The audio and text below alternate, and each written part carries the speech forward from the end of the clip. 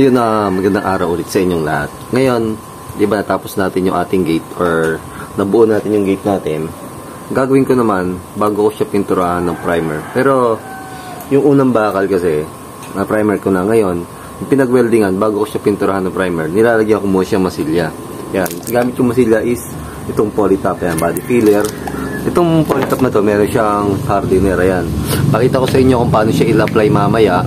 Pero bago natin kasi apply, yung pinag-weldingan natin, kailangan mo nating lilinisin siya. Or yung mga spot ng welding or yung mga excess or sobra, kailangan mo natin i-grinder. Kasi pag hindi natin siya gin-grinder, medyo makapal yung magiging natin ng masilya.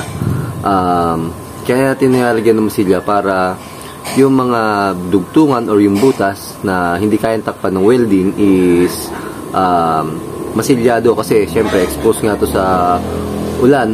Malaking tendency na pasukin ng tubig yung loob ng ating tubular. Yun yung pagmumulan ng kalawang. Ngayon, pakita ko sa inyo yung ginawa ko sa ating gate. Meron ako ditong itinira. Ayan. Ito yung peg welding ako. Ginawa ko, ginrinder ko na muna siya.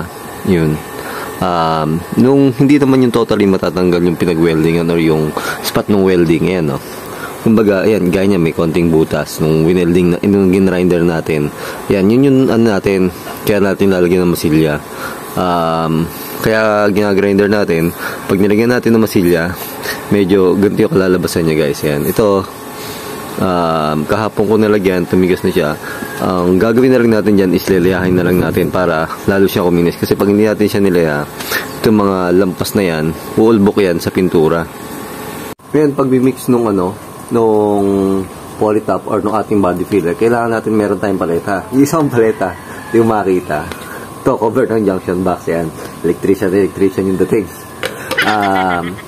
Ito yung body filler. I-mix nyo lang ito dito sa hardener. Ito yung kumbaga nagpapatigas sa kanya or mabilis matuyo yung ating body filler. Kaya pag magtitimpla kayo ng gantong body filler, yung kaya nyo lang i-apply agad sa loob ng ilang segundo, hindi minuto, guys. Kasi pag tumagal siya ng 1 to 2 minutes, matigas na siya. 1 to 2 minutes, matigas na siya or tuyo na siya. Yan, kailangan kuha lang kayo ng konti. Lagay natin dito. Yan, sa paleta, guys, hindi sa covers ng junction box. Electrician tayo. Ayan, lagay tayo ng konti. Then, yung ating hardener. Yung hardener natin, yan, lalagay din natin dito. Ayaw pa lumabas. Yun. Konti lang naman yung hardener natin. Yan. Konting-konti lang. Tapos, mimix natin yan. Yan, yung paleta. Yan. Yan. Yun. Yan. Tapos, pagka lahat nung body filler natin, na-cover na nung hardener natin, pwede natin siya apply. Kasi kailangan mabilisan lang yung pag-apply nito. Kasi, pag hindi agad natin siya na-apply, yan, titigas-tigas siya or matutuyo agad siya. Ito yung joint ng ating bakal. Yan.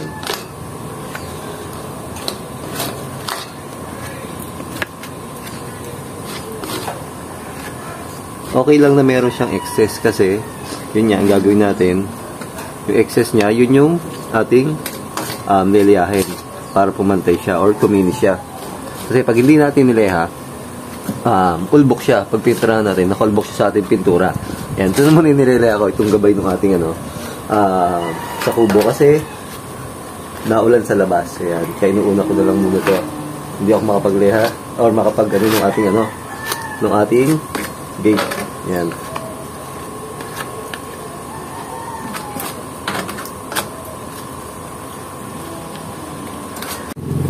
Yun makita nyo. Ito yung sobra natin. Makita nyo, ayan medyo matigas na siya. Yun. Hindi na pwedeng ipahid yan, guys. Yun. Hindi na pwedeng ipahid natin sa kasi hindi na yung kakapit ng ayos sa ating bakal. Kapag kaya pinahid pa natin yung ganyang matigas na, wala na, hindi na yung kakapit ng ayos sa bakal natin. Pag nilehan natin yung ating masilya, kasama na yan or matatanggal na rin yan, guys. Yan. Gagawin natin, patitigasin natin ito. Kagaya nasa gate, kapo ko siya minasilya, niya ko siya liliyahin.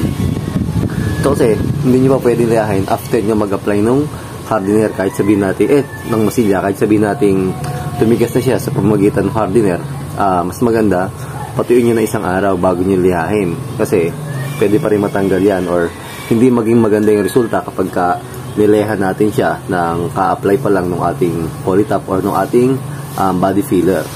Ayan, pagka ganito sa bakal naman ako nagleleha, ginagawa ko para hindi rin masyadong madumi or magabok yung leha. Tapos meron akong isang tabong tubig. Siyasawsaw kong ganyan leha. Ayan, tapos kukuskus ko. Ayan, tapos sausaw para hindi magabok. Ayan.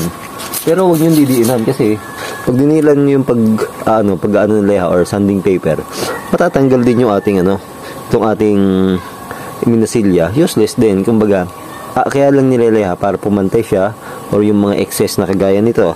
Yan, matanggal siya para pagpipintura natin, makinis siya or smooth siya. Hindi siya maulbok-ulbok or bukol-bukol. Ito naman kasi, lahat yan, kahit na primer ko na to, lelehahin ko pa yan. Kasi nga, nung i-primer ko yan, anong nangyari dyan? Siyempre, di natin maiwasan yung dumi, gabok, ayan o. Kapag sinalat nyo, medyo magaspang pa. Pa-primer ko ulit siya. Isang primer na kasama na to. Kumbaga, lahat na yan, gagawin ko, before ko i-primer, lelehahin ko to ng nasa kahit mga 120 or 180. Kumbaga, padadaanan ko lang siya para makatanggal itong mga ulbok-ulbok na to or yung mga ito, lapit ko. Yan. Yung mga yan, no? Yung mga, dumikit na gabok.